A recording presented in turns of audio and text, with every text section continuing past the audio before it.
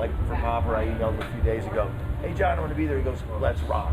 You know, I emailed or I texted Derek Trucks. You know, and I just in the text, you know, and Warren is, we're going to hit it. You know, so everybody is like. Do you ever have to like prepare maybe for different bands? Do you have to, just go cold?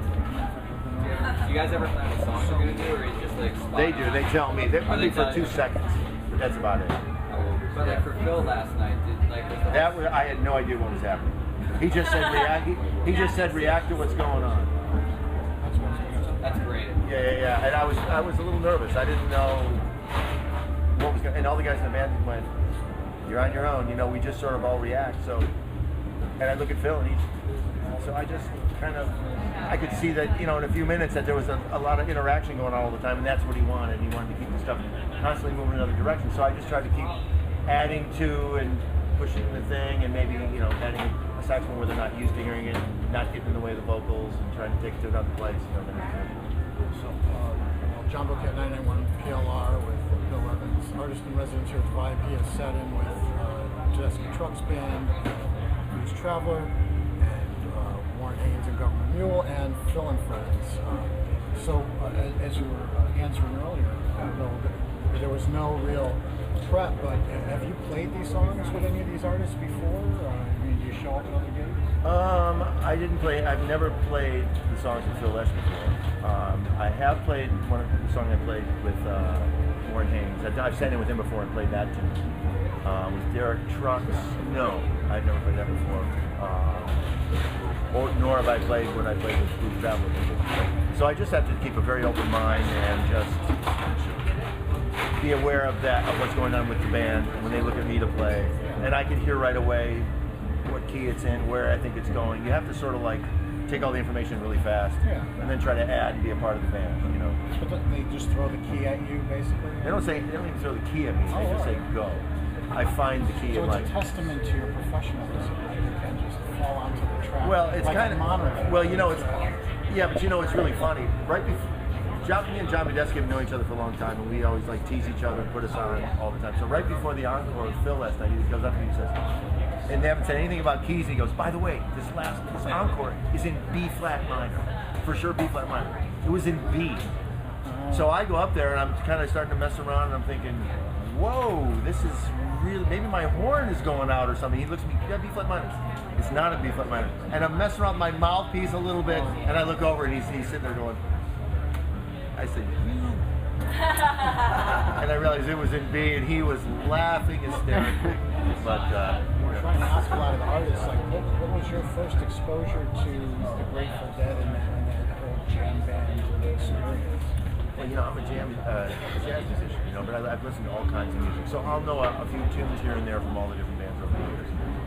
But essentially, I don't know most of the Grateful Dead tunes. You know, I mean, I obviously know who they are. There's certain tunes I do know, but most of the tunes yesterday I'd never heard before. Was the overlay of their appreciation and sort of early on construction of both live and recorded music in honor of or in tribute of some of the great jazz legends in that free-form era? It is. Is that very similar, influence kind of thing? It is, and Phil is a very innovative guy. I mean, one of the most innovative guys I think out there. He wants the stuff to be creative. He wants to be spontaneous. He wants it all to happen right now and just go. And I think he intentionally didn't want to say much about it, so that I'll play a certain way. If he says, kind of fill here, add this, add that, then that's what I'm going to do. He didn't want to set any sort of template. He wanted me to react as I react, and that's it, without any sort of preconceived notion of what I'm supposed to play. And that's what he did. And so, like, I was starting to play with him, play some bass lines with him on saxophone, and I could see him sort of nodding, you know, and he's smiling, you know. So there's certain places I could tell, okay. And then I started kind of playing a little bit with Schofield, or you know, with both guitars, and then I could see sort of the reaction. We all started like sort of getting something, but getting there at the same time, you know what I mean? So you could hear it out in the house. Yeah, and so it was a special kind of thing, you know. And afterwards, Phil came up and he said, "Man, this is one of the greatest nights." He said, "We're going to do this again." This band, you know, he was like into it. You'll become a friend. That's right. I told him, I said afterwards, I said, "You let me know, I'm down," you know. And he said, "Wow, the saxophone really works. This is so cool with this band," you know. said, "Come on, Phil." Well, forgive my ignorance of your long history, but were you one of these kids that started off with your mom saying, practice your sax, No. and then you moved into... No, actually, they put a piano in the house when I was about 6 years old, and I just started playing piano, and then I started saxophone when I was 11.